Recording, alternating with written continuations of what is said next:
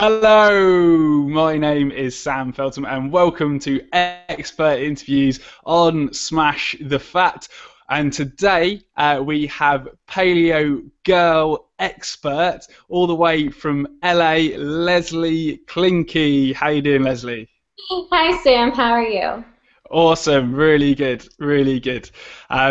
So recently I was sent your book, Paleo Girl, which kind of really, yeah, there you go, snap, which really, which really kind of goes into detail about a paleo lifestyle for teenage girls, and I think it's kind of really important to try and sort of set these healthy foundations, particularly for girls that are under so much pressure these days from media, magazines, and all sorts and things like that. But before we get into the nitty gritty of Paleo Girl, how did you come to write this great book? Well, it actually started as a children's book initially. I had the opportunity to pitch my book idea to Mark Sisson, who runs Primal Blueprint Publishing. He's also the author of the Primal Blueprint. I'm sure a lot of your viewers know who Mark is. So I had the chance to pitch him my children's book, which was for a much younger demographic, and he loved it. But casually, while we had this meeting, I mentioned to him, I'm like, how powerful would it be if there was a book that came between the demographic of the children's book and like the Primal Blueprint? There's that whole area of teenagers that we could reach. And the light bulb went off. He's like, oh, yeah. He's like, I want to see a pitch for that book. So literally that evening I went home and I just started brainstorming and pulling stuff together. And basically I said to myself, what would I want if I were still a teenager? Because I went through all of the same struggles that every other girl's going through. So I just kind of started to outline everything that would have been beneficial to me and what I think would be really beneficial for all the girls out there just trying to be happy and healthy. And it just organically came about. And I mean, that's what the book is today. All of the chapters in here now came from that original outline that I put together. And yeah, the rest is history. That's awesome. That's awesome because it's very well structured. Because everything's kind of split up into 101s, and Yeah. For everyone that doesn't know kind of like how American high school works, 101 is kind of like the beginner class, right? Right. Basic. And yeah, we don't quite have the same over here in the UK, but Right. we kind of get the idea. So you kind of start off with diet 101. Yes. And you talk about what exactly paleo is. So for anyone that doesn't know what paleo exactly is, can you just give us a quick brief on that? Yeah, and I think that, because there's paleo and primal, and I think different people are going to have different shades of the diet that work for them. So the basic is really starting with a whole foods diet. And so you're going to be cutting out all the processed garbage that just has chemicals that you can't even read on the label. Really focusing on meats and plants and veggies and healthy fats, cutting out all of the things that are anti-nutrients, like your grains, gluten, barley, corn, all of that bad stuff, and beans and soybeans, all the stuff that's going to do negative things to your body. So really focusing on clean, whole, quality foods that have a lot of nutrition in them. So the basics of it. Yeah, that's kind of the baseline, and then you don't just go into the diet. Obviously, there's kind of fitness 101 there as well. You try and kind of attack it from like all sides. So, what kind of exercise do you recommend for teenage girls?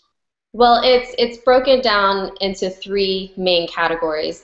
To move frequently every day at just a moderate pace. I'm not saying go out there and just run everywhere. Just move. Don't just sit on the couch, sit at school. Just be active. If you can walk to school, walk to school. If you can walk to the grocery, walk to the grocery. Just be sure that you're moving. That's the first one. And then we want to lift heavy things.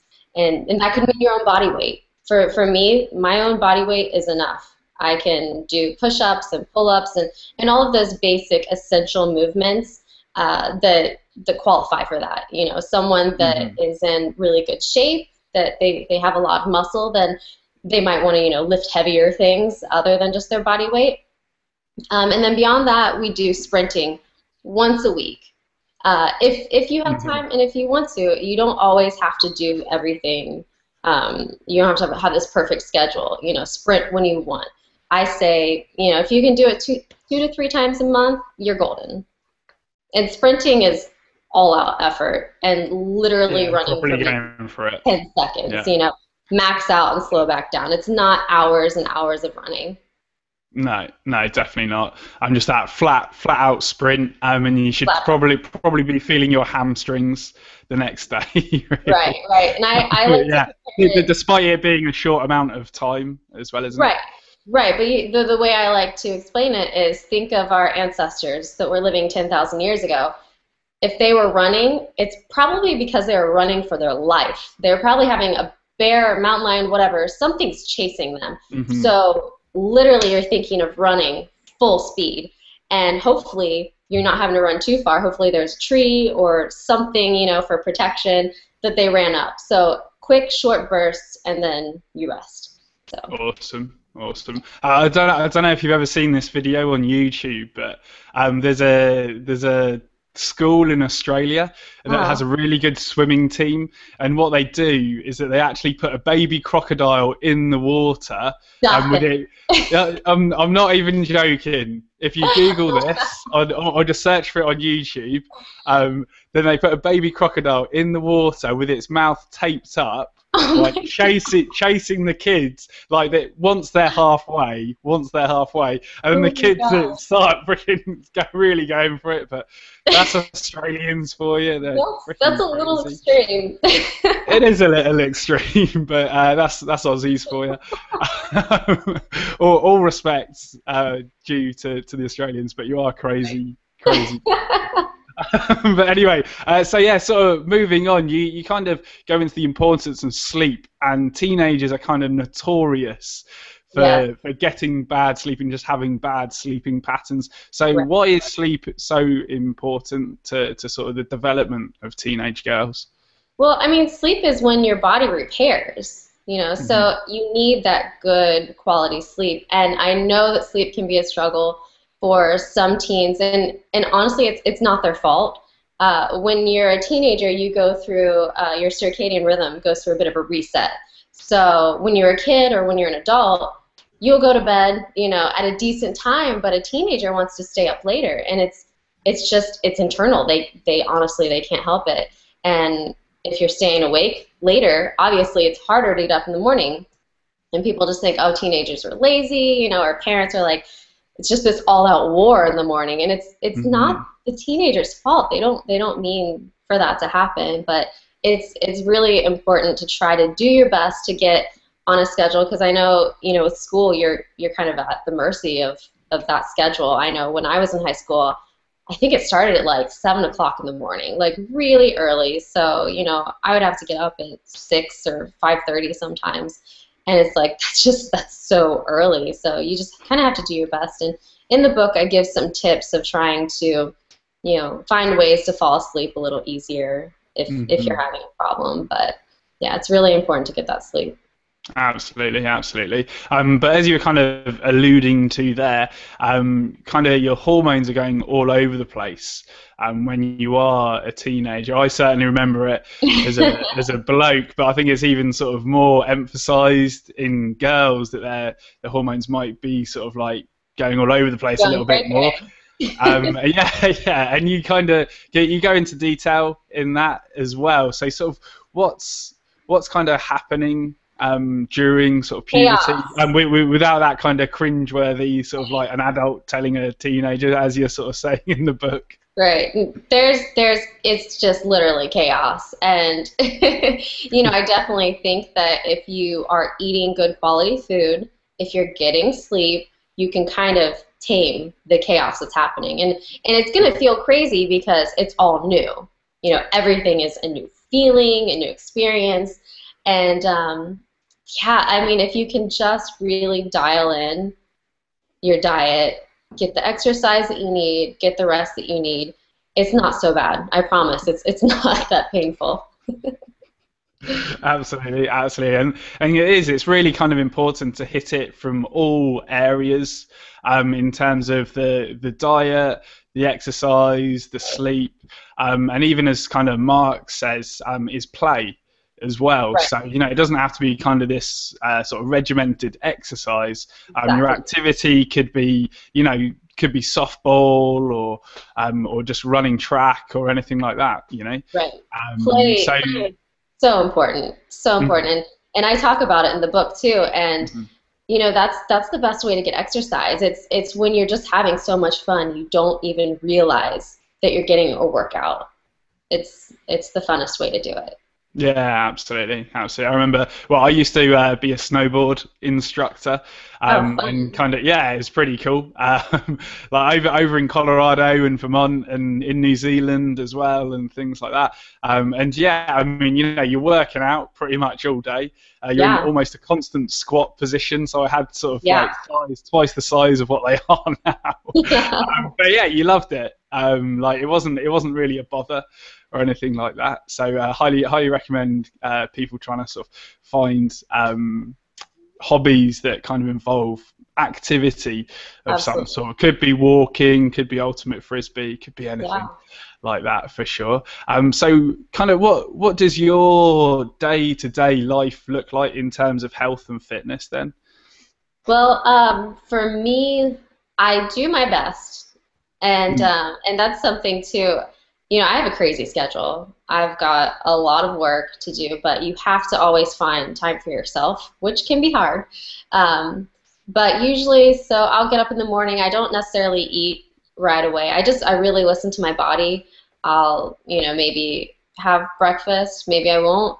It depends if I'm hungry. I like to try to get a workout in the morning. I've got a really cool app on my phone called Tabata Pro, and basically it's just like a fancy timer. mhm. And so I'll pick, maybe 5 exercises that I want to do, and I'll use that app, and basically it'll has a little siren that goes off, and my dogs hate the sound of that, but it'll go. I'll have like a workout for 1 minute, so I'll do 1 minute of push-ups, 1 minute of plank. I'll pick however many exercises I want to do.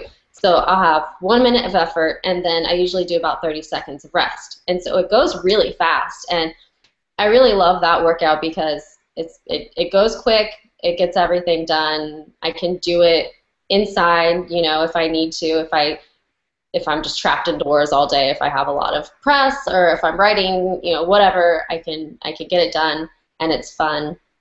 Um, if I sprint, I usually try to involve my dogs because they're Mhm. fun to run with. They actually push me to go faster. I've got 2 little Boston Terriers, and they can run faster than me. So it's a That's challenge for awesome. me to keep up with them. So it's good. Absolutely. It really pushes me to go faster.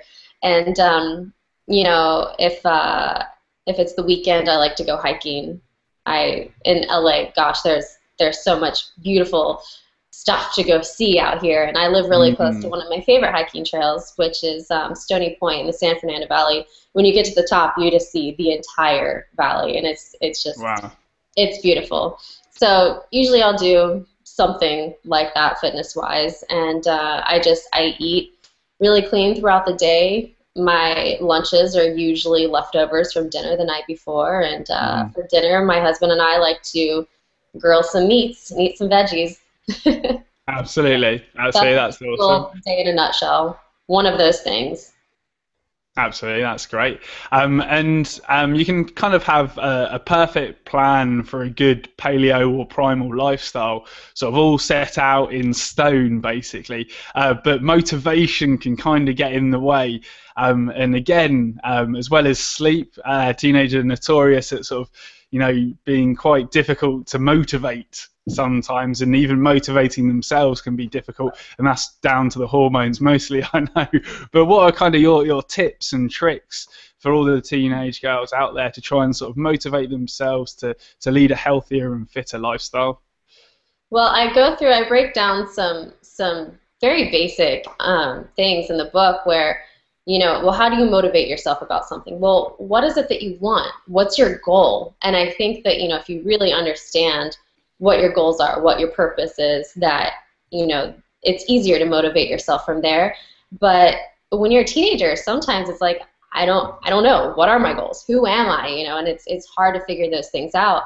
And so, you know, I really think if you kind of bring it back and it's like, okay, who am I, and how do I be happy? And I think happiness and genuinely loving who you are, you know, that just opens so many doors to figuring out what is it that you love doing, what makes you happy, what are you passionate about. So I think it's really important to tap into those things almost before you even start considering diet and exercise, honestly, because you know, it starts with you. It starts from within.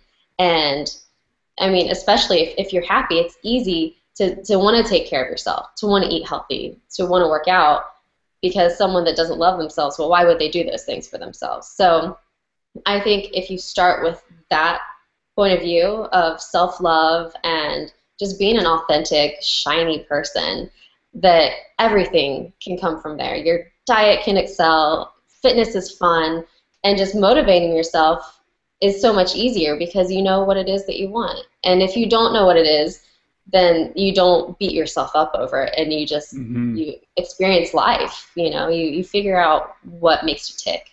Yeah, absolutely. And I remember kind of during my teenage years, sort of, you know, being highly confused about, you know, what's my purpose, what am I kind of doing here? I'm just going to school and things like that. But yeah, it's very, very true. Like, kind of when you do find your purpose, and that does take some time to find out.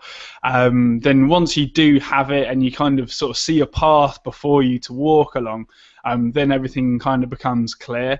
But for all the teenagers out there, it does happen eventually. It does. Just stick with it.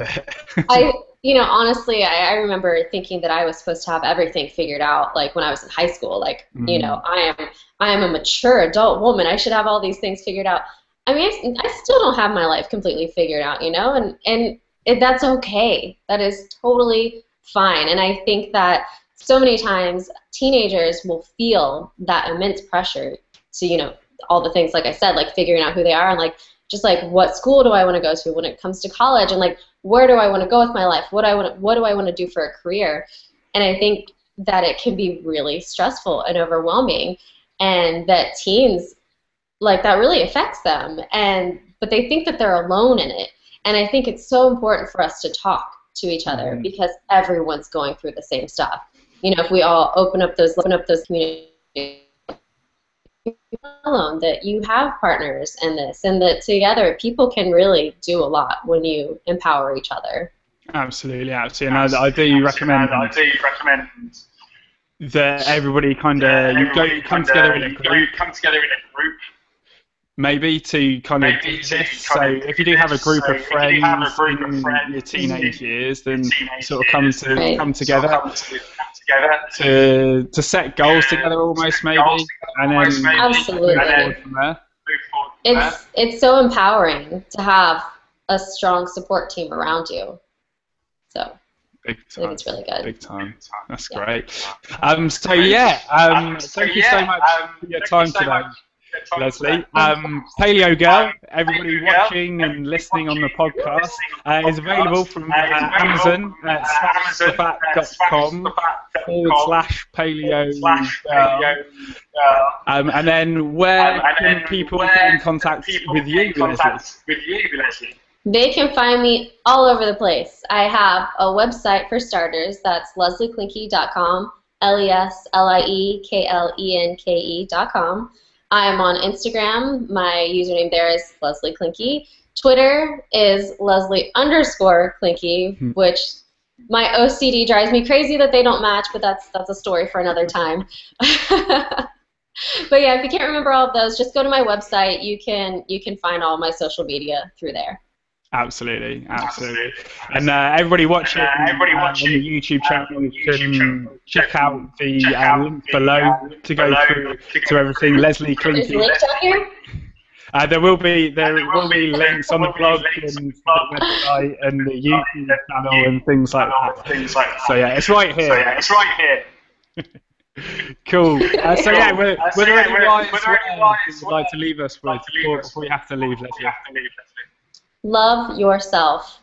Seriously, love yourself, because it all starts there. Absolutely, that's perfect advice.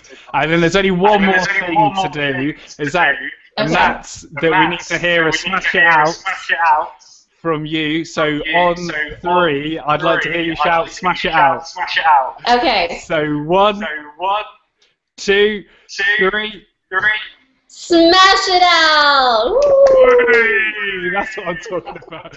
Cool, guys. Well, be sure to head over to leslieklinke.com to check out all things Paleo Girl and Leslie Klinke.